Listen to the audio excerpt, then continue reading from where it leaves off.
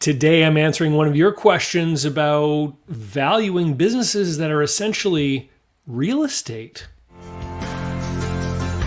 I'm David C. Barnett, and you're tuned in to Small Business and Deal Making, the podcast, YouTube channel, and blog where I talk about buying, selling, financing, and managing small and medium-sized businesses while controlling risk. So if you're looking to take control of your future through buying a business one day, or if you already own a business and you're looking to grow or exit, you've come to the right place. I talk about interesting things, I talk to interesting people, and I answer your questions every week right here. So be sure to hit like and be sure to hit subscribe, and let's get to it. Are you thinking of growing your business or beginning a journey into entrepreneurship? Take a shortcut to success by buying an existing and profitable business the right way. Visit businessbuyeradvantage.com and learn more about my online training, group coaching, and consulting services designed to help you win. All right, just before we get into this real estate business question though, I want to let you all know that I asked a question of my email list the other day. I have this new webinar software that I'm able to use because I've upgraded my StreamYard account. And so I asked my email list, what would you like me to deliver a webinar about? And the overwhelming majority of people that sent in a response said that they would love to learn about raising investor money to help buy a business. And what's interesting about that is I was already working on a new Business Buyer Advantage module for that program about raising private investor money for your business acquisition. And so what I'm going to do is I'm going to keep working on that. I'm going to finish things off. I've been working on it on and off for a couple months, but I'm going to deliver it in the form of a webinar and then record it, and then that will end up being the new module for Business Buyer Advantage. And so, but if you want to attend the webinar live, I'm going to make that open to everyone. It will only be promoted and advertised on the email list. So if you think you might be interested in that, sign up for the email list. Go to davidcbarnettlist.com, and that link is always in the show notes down below. Sign yourself up, because when we get ready to launch that webinar, that is the only place I will be promoting it. Anyway, let's get to this question, because it's a great question. It comes in from Joshua, and Joshua asked me, "Hey David, I love the content. Thanks, Josh. Do you already have a video you can refer me to on how to figure a business value where the value is the real estate? For example, marina, resorts, campgrounds, etc. Thank you." You know what? This is why I finish a lot of my videos by asking you guys to comment and send in questions, because I sit here all the time and I think, I've been making videos for almost 10 years on this topic. I must have talked about everything. Well, guess what? I don't have a video on this topic. So thank you, Josh. And so I thought, this is great. I'm gonna make a video because I have worked with people who've been buying and selling hotels and motels, special care homes, campgrounds, gas stations, mini storage facilities, etc. And to Josh's point, these businesses are also real estate, right? You typically don't buy a campground and not get the real estate. And I know that there are always exceptional circumstances, like I know of a hotel, for example, that is built in a national park. And so the people that own the hotel don't own the land. It's part of the national park. They have a lease concession agreement, for example. And so there are definitely exceptional circumstances, but for the large part, a lot of these types of businesses will include the real estate as well. So there is actually a sort of a relationship between the way that commercial real estate investments are valued and the way that some of these businesses tend to be valued, from what I have seen over the course of time. Because whenever I have a client that falls into one of these categories, what the very first thing I do is I go and I delve into the different databases and other research sources that I have, and I start to read about the work that other people have done and their reasoning, and try to understand why they've come up with a certain idea about how to put a value on them. And then sometimes I'll actually come at it from more than one angle. So for example, you could have, for example, a gas station that is on property that is owned, but you can also have a gas station that's on leased property that exists as well. And so what I will do for a normal business, like if you were a retail store and you happen to own the building that you were in, What I would do is I would separate the business and the building by using an imputed rent figure. We would figure out what is this retail space rent for, and then I would say, okay, now let's pretend the business was paying rent to a landlord who is an unrelated party. Now we can analyze the business. The value of the real estate is entirely, local, based on local market conditions and the types of cap rates that investors are looking for. So when I look at the gas station, for example, whether it's on land it owns or not, I might try both angles if I'm able to get, sort of a rent figure that makes sense. And I want to see what the two different results are going to be. How different are they, right? And at the end of the day, though, of course, it has to pass the cash flow test. It has to make sense. You have to be able to do this acquisition and make money at it because of the fact that you're taking on risk to make this sort of investment. So I'd like to begin today just by doing a quick recap for those that don't know. How is commercial real estate or rental real estate, even apartment buildings, for example, how are they valued?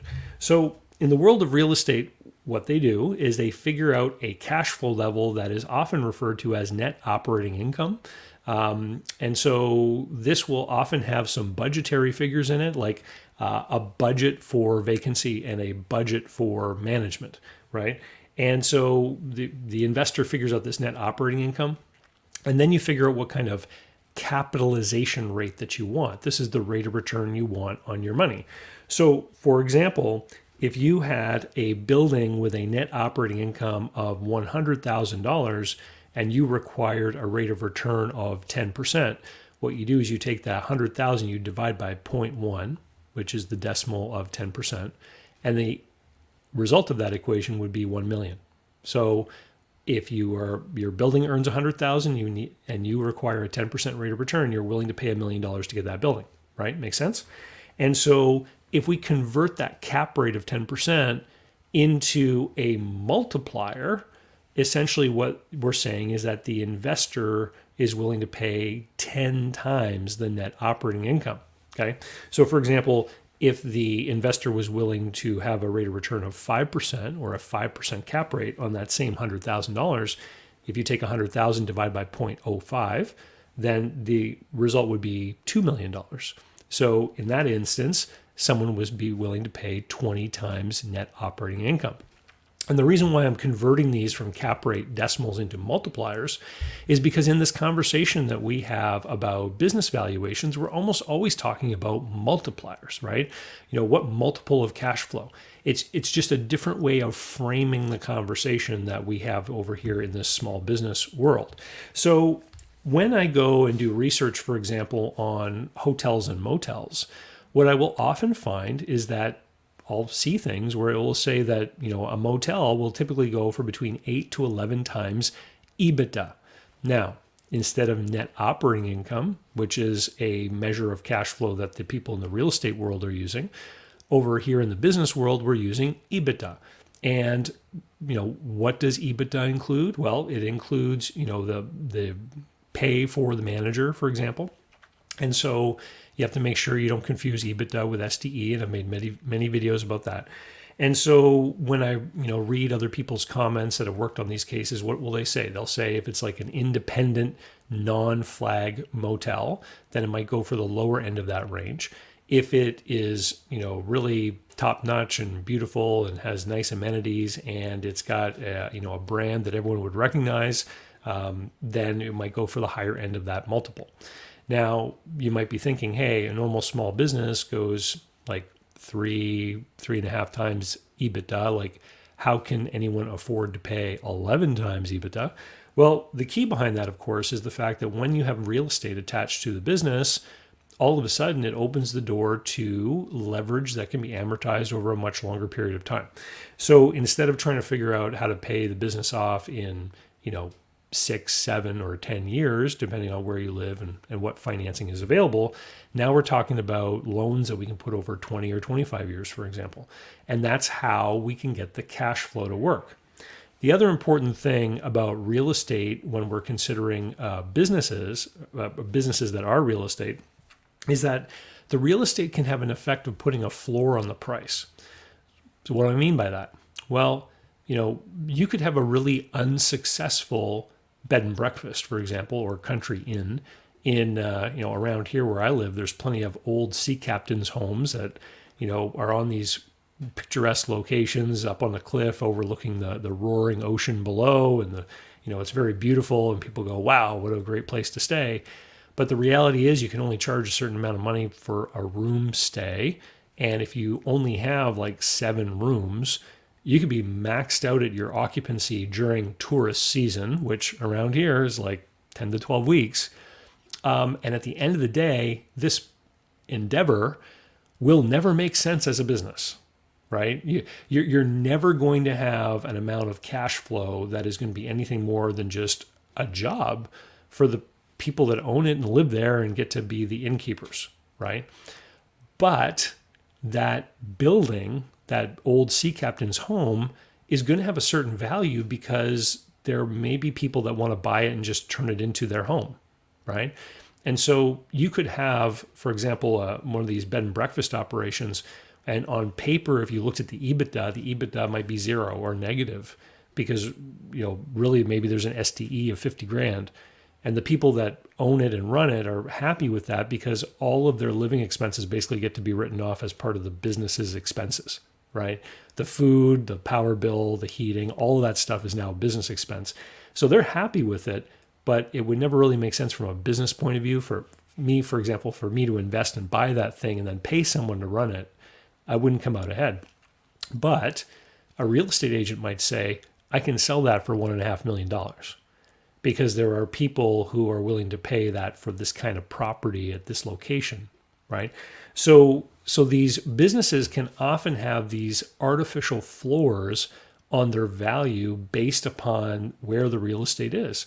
So you could have a crummy little rundown motel that was built 60 years ago just outside of the main, Las Vegas Strip, and it could honestly be worth quite a lot of money because someone may actually just want it to tear down and redevelop the site because all of a sudden land values have changed dramatically. And so this is something that can sometimes skew the market for these types of things. People like these businesses because of that real estate value, because you get to lock in the fact that your costs are going to be controlled. You're not going to have a landlord increase your rent over time.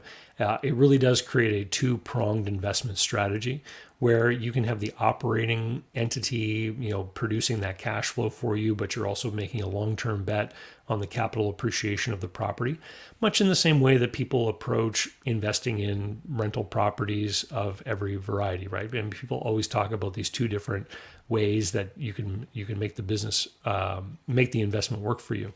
The one big difference, though, of course, with a business is that there's often more in the way of opportunities to increase the cash flow. So, for example, I mentioned the bed and breakfast, right? So you could have that bed and breakfast, but then you could create all kinds of other experiences, for example, that you could then charge premium amounts of money for. You could increase the revenue of that business without really doing much to the overhead expenses of the business. So there's a lot more opportunity to leverage operational aspects like we find in every business out there versus, say, an apartment building where sure, you can make the apartments nicer and raise the rents, but there would be a big CapEx expense related to that. Anyway, and so across the spectrum of a lot of these different real estate businesses, I've often found this EBITDA trading range to be kind of approximate. It's got to make sense though. So at the end of the day, you have to do a cash flow forecast and you have to look at it and say, does this make sense? For me to put in my down payment, my equity, for me to, sign on with the bank loan or whatever leverage you're using, is it going to be able to service the debt and create enough of an extra cushion of cash flow for me to take into account the capital reinvestments I'm going to have to make? Remember, EBITDA doesn't include CapEx. So if you buy that motel at 10 times EBITDA, after 10 years, you're going to have to start replacing carpets and furniture and all that other kind of stuff. And those investments come out of EBITDA. So you need to have a budget for that as well. Anyway, Joshua, thanks so much for the question. If you have bought one of these businesses and you have anything to share, please put it in the comments down below. I'd love to hear your stories and feedback about one of these types of businesses that you may have invested in.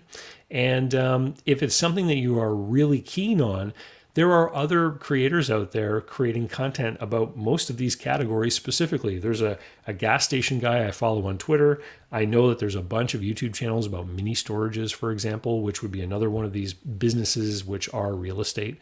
And so there's a lot of this stuff out there. And with that, I'll say thank you very much, and we'll see you later. Bye. So, how can you learn more about buying, selling, financing, and managing small and medium-sized businesses?